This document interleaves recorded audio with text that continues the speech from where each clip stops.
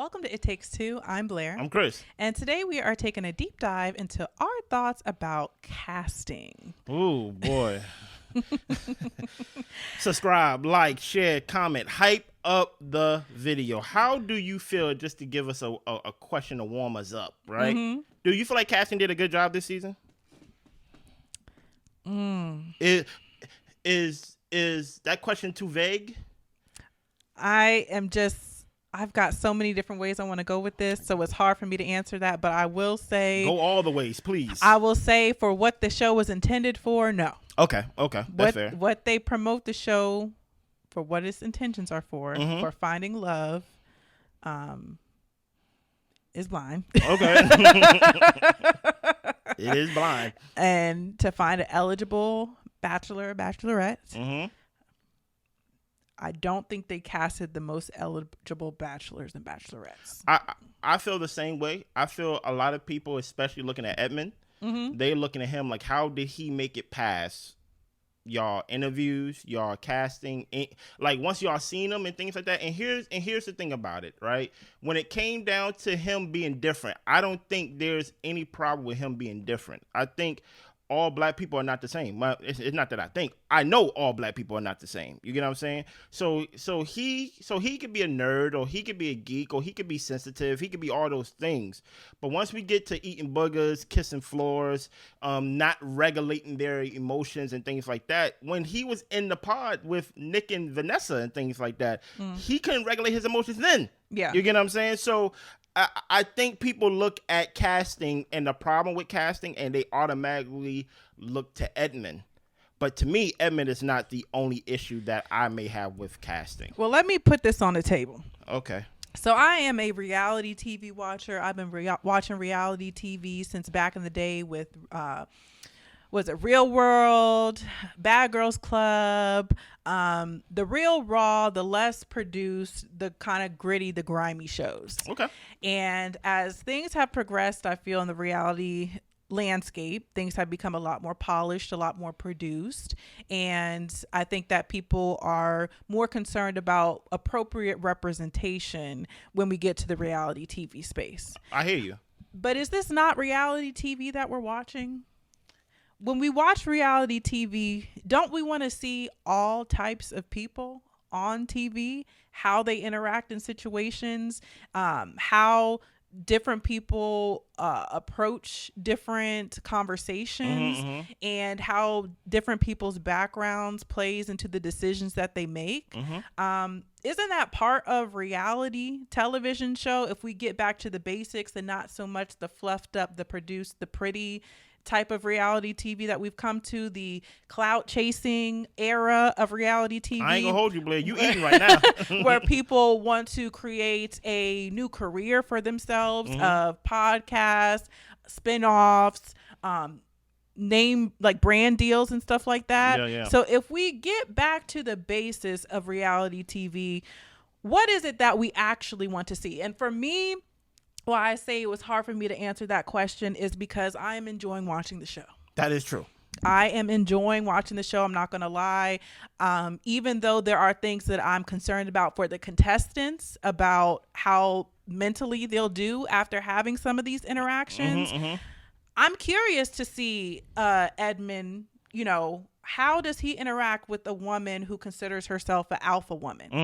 How does that work? Yeah. How does someone who is going through a health condition to where they may go blind, how do they bring that up to somebody, have a conversation, and sell the idea of a lifelong relationship to a stranger? What does that look like? Yeah. So I'm seated. I'm curious. I'm shocked. I'm awed. My jaw's on the ground, and I'm having great conversations with my husband and with y'all about it. So although it may be irresponsible, and although it may be in poor taste, and you could be putting contestants in a dangerous position, is that not why we also ask for them to have therapists on site? For them to possibly have some type of aftercare when it comes to reality TV, because we don't want anybody to get hurt. We don't want anybody life to be in jeopardy. And, on these shows like Love Island with the Huda, she was talking about how she was on site seeing the therapist every single day. So I think that on being in reality TV, period, it can cause some type of like effect to your psyche and an issue there. And I do think that with certain people who may be more vulnerable, they may be in an even more vulnerable position than people who may have considered themselves to be mentally stable. Can I stop you here for a second? I'll round it out. Okay. I'm landing. So with that being said, I think that we have to consider what is casting's responsibility. What is the responsibility of casting when it comes to producing a show, which they're doing, we're all talking about, versus the safety of the contestants. But before I get into that, I do want to ask you, when we talk about casting in reality TV, what is your expectation for reality TV at this point? Nothing, except entertainment. Yeah. And I think when it comes to casting, for one, your opening statement was amazing. Thank I just you. want to say that, right? Thank you. Especially since we talked and we kind of pregame of how we gonna do this, and I was like, "You gonna have to take the lead on this. I don't know how I'm gonna do this," and you did an excellent job. Thank you, baby. I think when it comes down to it, put it like this: me and Blair going through something right now, nothing bad, but life will life, and then we gotta handle it. And remember what the guy told us, Blair? The guy said, so and so needs a bad person to blame. Like someone needs to be the bad guy in this. Yeah. And I think when we can't be the bad guy. Yeah. The ones that consume all this trash. You get what I'm saying? Because we have the power to turn the TV off. We have the power to basically be like, you know what? I'm not going to watch reality TV because it really doesn't do anything for my psyche and things of that nature. So, but of course, we're not going to point the finger at ourselves and be like, oh, I shouldn't be watching this. Let me watch something that's more productive. Right. So we need another bad guy. Let me not give the show views and make it successful. Exactly. And get them all these seasons. Exactly. Right. So we need another bad guy. Let's go to casting.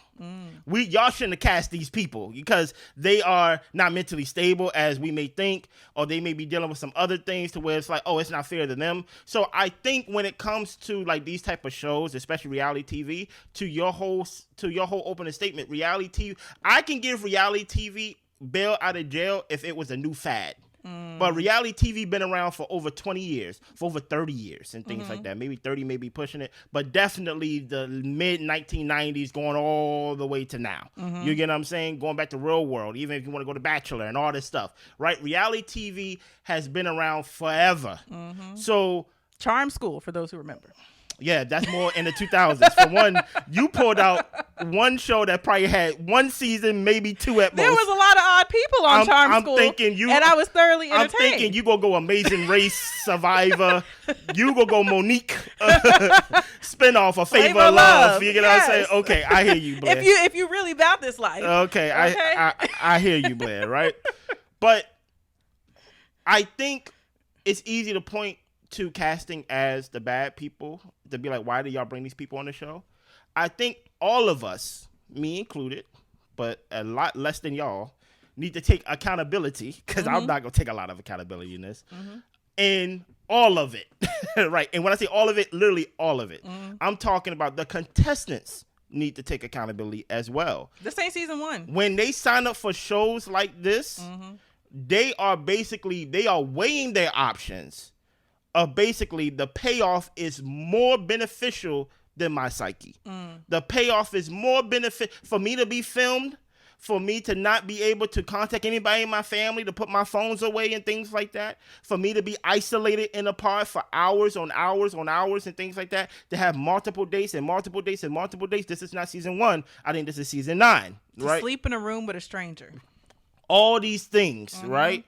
They are weighing their options, and even though they may have weighed their options, I get them a little bail out of jail, because unless you're in it, you really do not know the weight of it.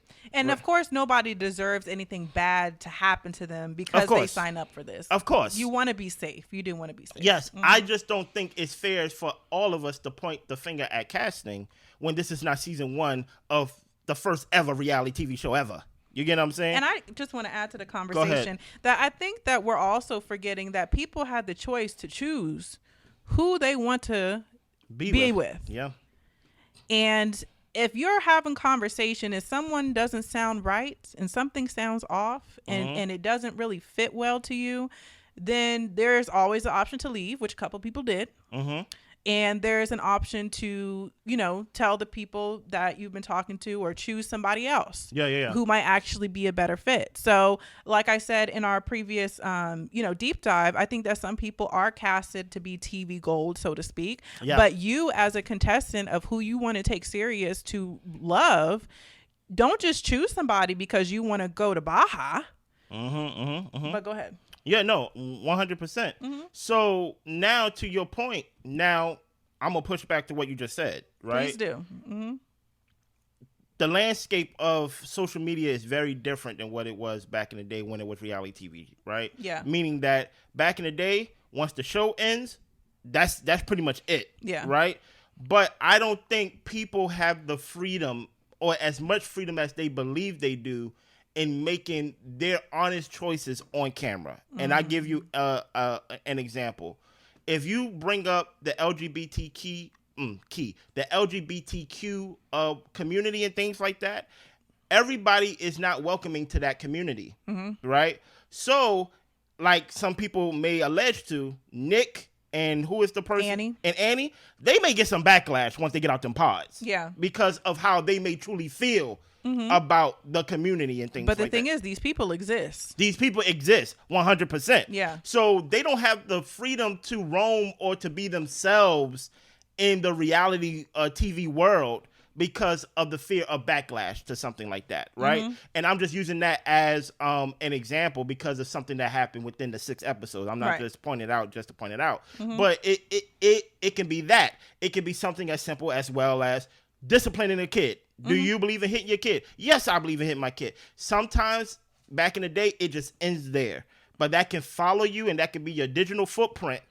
And that can affect even your employment, your real life compared to just the reality TV world. So I don't think people have the freedom. I think people are more aware of the cameras and their personal social media life. You get what I'm saying? More than ever. And I think that plays a part in clout. I think that plays a part in showing up as your true self. I think in especially 9 seasons of Love is Blind, because Love is Blind is starting to lose their way, especially the American side. I think when it comes to them, so much things have happened that even the season 1 winners is not really banging with them. They probably tell their friends, we met in church. You get what I'm saying? like they are not associated with Love is Blind because they do not feel like the experiment is not. It's kind of nasty. It has like a smell to it now. So I don't think people are coming in as themselves fully. And are they coming in for love purely? No. And that's what I'm saying. Yeah. I think whenever back, especially when it's so many seasons and things like that, it's hard to cast people and to really assess them that they are here truly for love. Yeah. Right. I think especially in this day and age. I think you can look at Edmund and be like, oh, he may really be here for love. But the downside of it is that he may seem unstable. Yeah. So do you go for the clout chaser that you know is the clout chaser? Or do you go for the guy that's like really genuinely wants to kiss something to the point where he's kissing the ground? Yeah. Do you go for the guy or the girl that really wants love and will show up as they weird self or basically they're not really camera ready, they're not really social media ready, they just showing up as themselves? To your point, when we watch reality TV, we don't want a dressed up version of reality because that's not real. We want to see a real representation of the people that's in the world. He said he's from West Virginia. Listen here, I know a little bit about West Virginia. You get what I'm saying? They may not be as far off as Edmund, but they are closer to Edmund than they are to me. You get what I'm saying? So that's why I'm like, I don't know if it's fair to just point it 100% at casting because they may have an impossible job to do. You get what I'm saying? Especially, can I take a turn a little bit? I just want to take a turn. Let's go. Just 2 turns right here. And I want to know how y'all feel about them casting Madison. Now, here's the thing.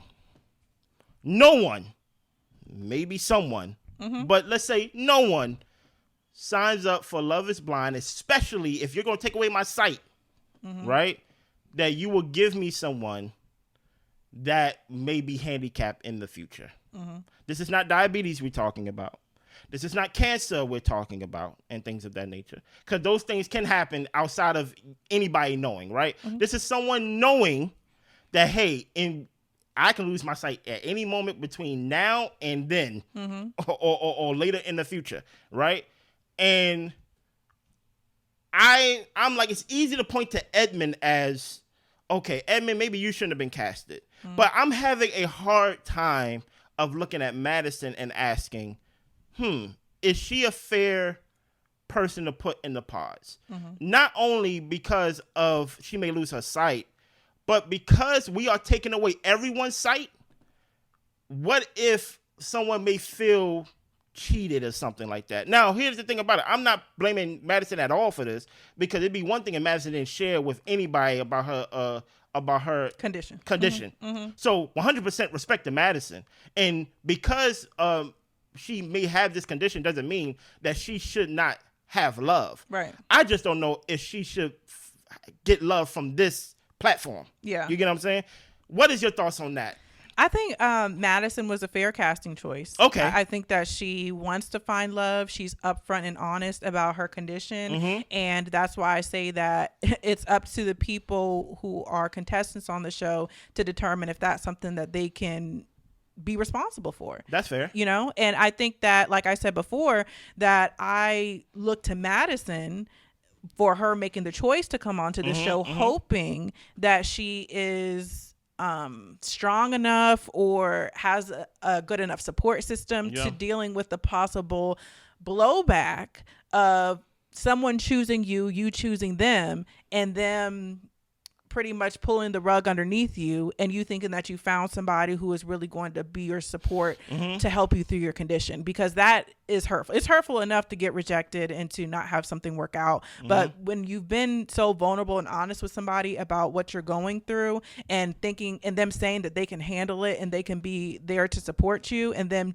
to absolutely not do it. Yeah. I think that puts Madison in a vulnerable position. Now, I think that I think she was a fair choice for casting. I do want to put it on the record that I don't think Edmund was a fair choice for casting. And the reason I don't think he was is because if we're looking for eligible people who, want to be in marriages and who are capable and have the abilities to be a support system to one another, he's on the extreme side of not being at that point. Whether it might be a diagnosis he needs, whether it might be, some therapy sessions. I'm not diagnosing him. I'm not saying what it is or what it ain't. Yeah. But I'm just saying that even though we have people like Joe, who I feel like needs to figure out his lease situation. You don't like Joe at all, man. And figure out, how much is too much when it comes to the liquor. Yeah. I feel like that is a couple of steps forward than where Edmund currently resides. Okay. Not many steps. Okay. Well, hold on. But what? Are you about to land? Because I have a question and I don't want you to lose your thought. No, go ahead. Ask okay. Me. Okay. So, one thing about a slope, right? It's slippery, right? What is the,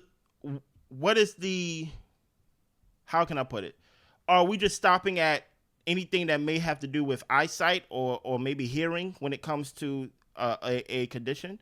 What's the difference between, let's say, someone may come in there in a wheelchair, or like what's the line that we're drawing to basically this person is a fair cast? Will you consider someone in a wheelchair a fair cast as well? Yeah, what I think is unreasonable is nobody wants to be with somebody that eats their boogers.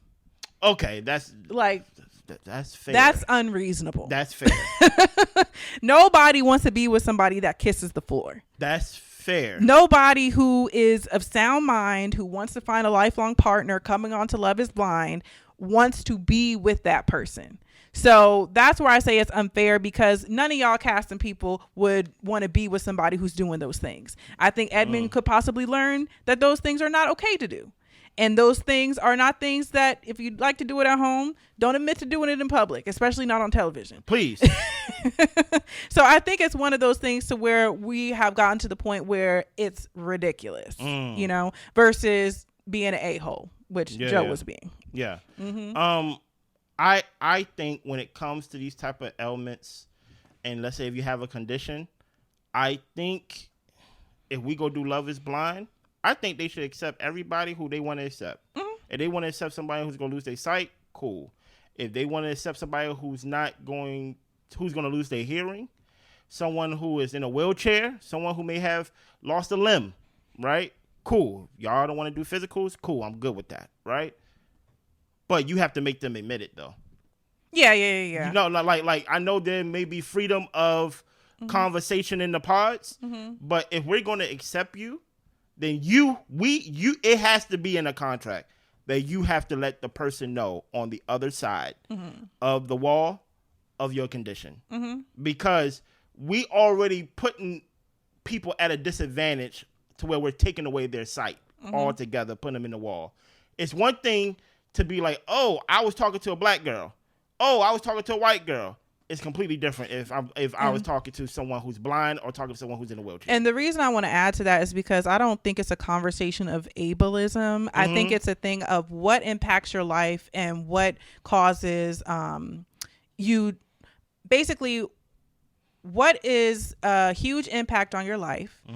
How does it impact your life, and how would you need a partner to support you in those things? So we have people talking about how they need their partner to support them with their daddy issues or their mommy issues or things that are deep-seated core issues that they are struggling with, and they would love to have a support system for those things. And I think that when it comes to different abilities, that you have to go about things differently because of whatever condition or ailment you might have. I think that's important for the person who you're getting to know, so that way they can figure out, okay, is this something that I can actually be a support to? And for the person revealing it, you want to make sure that you're getting somebody solid, even though people be lying. You want to make sure you're getting somebody solid. But I kind of want to turn the conversation to children. Okay. When, what's his name? Jordan came on here talking about he has a son. Yeah. And should casting be allowing people on who have kids? Yeah, like that's easy. That's a layup because listen here, I'd rather that than you over here come on here with no kids. I think when you're casting, what do you mean by that? Like you have people here hiding kids and coming on the show. Oh yeah, that makes no sense. I think it's unrealistic to cast people at this age who's in their mid-30s and things. And we are going older this season. Exactly, who don't have kids, right? So if you have a kid, I think it's fair for them to having a kid is not a condition. It's not a handicap. Yeah. Right. That's why I can see where you was trying to land with the whole. You got to see what you can handle, because some people got daddy issues, some people got mommy issues, some people got this, and some people got that. That's very different than a person that can't walk, right? Like a lot of people wouldn't sign up if they had the chance to choose for like a handicap compared to that. Well, somebody with, you know. Yeah. I'm saying like if I'm saying I'm not calling a person a handicap. Yeah, but I'm just talking about if we was to go down that slippery slope. Yeah. I'm saying if someone has a handicap and they have to actually say their condition, I don't see a lot of people being like, you know what, I can deal with that. You know, compared to the mommy issues and the daddy issues, because more times than not, I can relate to somebody who may have mommy and that's the vetting issues. that the contestants need to do. But I think that when it comes to having a child, I think that it is crazy to come on Love is Blind with a kid. Really? Because number one, you want to have somebody. These people are getting married in 4 weeks. Yeah. So you are going to marry a stranger and have them around your child after vetting them for 4 weeks, the first couple of weeks being in a pod. I love them. That's wild. Yeah. But I don't put that on casting to protect the kids. You know what I'm saying? Oh, or okay. to protect the fact that, you know, this person might have like baby mama, baby daddy issues and different things like that. As a contestant, you need to be asking those questions. I didn't hear Megan ask how's the relationship with the mother. She just said, I'm about to be Luca's mom. Yeah, I ain't gonna hold you. That was wild. I ain't gonna hold you. Luca's got a mom. So what's up with that situation? So I think that a lot of responsibility does rely on casting. I think to cast safe enough people, people who are not unreasonable to the point that they're eating boogers. Yeah. Somebody that's an eligible person to date. And I don't think that any type of conditions or disabilities disqualifies you from being an eligible person to date. That's fair. And I also think that when it comes to the children of it all, it is up to the contestant coming on the show to determine, do you know this person well enough to be raising your child with them? Mm-hmm. That's a huge thing. So yeah, that's pretty much where I wrap up. Yeah. With me, I think when it comes to children, it's 100% on the parent to protect the child. I think I don't want to disqualify people from. I don't want people with children to not sign up for the show. I think more times than not, they would get disqualified by the contestants themselves, right? I think when it comes to Megan and Jordan, truth be told, I don't know why she chose Jordan, to be honest, right? Compared to the other guy she talked to, Mike, I think his name was. Mike was, at least the way he tells it, he has money as well, or he was part of some billionaire group and things like that. And their lives is kind of more similar compared to the life of Jordan and things like that. Mike is an a-hole, of course, but I don't see how Megan is over here talking about how she wants to be a traditional woman and things of that nature, or she had no problem with traditional roles, but Jordan joking around about cooking and cleaning, and she's like, watch it. And I'm just like, well, Mike was doing that. Mike was doing that. Yeah. Whoever was was doing that. And then she's like, watch it. And I'm just like, there's nothing more traditional than cooking and cleaning for a woman. You get what I'm saying? So I really don't understand what Megan is here for. But my whole thing is, I think when it comes to children, I think you can cast them and you let the contestants choose their own battle when it comes to kids. Being like, yeah, I don't want to talk to nobody with a kid. Yeah. Right? Compared to other conditions that I feel like you have to make them say. Like, I think I'm happy Madison came on to the show and actually told the people that she was talking to in the pods. It's not just important just to tell them on the show. You got to tell them in the pods while we are actually like building a connection and things like that. And making our decisions. Making our decisions, right? And don't wait till we have a deep connection to tell me, oh yeah, by the way, I may be blind by like the age of 40. No, you need to tell me early on, my name is Megan. I live here. Madison. So look, I don't even know her name. My name is Madison. I'm from here. This is what I do for a living. And potentially I may be blind by like the age of 62. You get what I'm saying? Like that needs to be part of your introduction, the same way as my name is Jordan. I'm this age. I have a kid. Yeah. And I have a vasectomy. Yeah. You, the things that really shape your life. And you are trying to actually, besides trying to shape your appearance for the person behind the wall, you're actually trying to shape a life to see if they can be. I can see myself in that life, or I can see myself in that life. Besides the way Patrick was doing it, well, I'm not from this country. Yeah. I got parents that's not from this country. He didn't build a life. You get what I'm saying? So by building a life, it sounds like what Madison did. It sounds like what Jordan did. Yeah. So people can have a clear picture of, I don't want to be part of that life. Right. I want to be part of that life. You get what I'm saying? Yeah. And that's all I got. Listen here. Do y'all blame casting for the cast that we have for this season of Denver? A lot of people feel like this cast is probably the worst cast in all of Love is Blind history when it comes to Love is Blind USA. We will see. Subscribe, like, share, comment, all the above, and hype the video. We see you. Bye.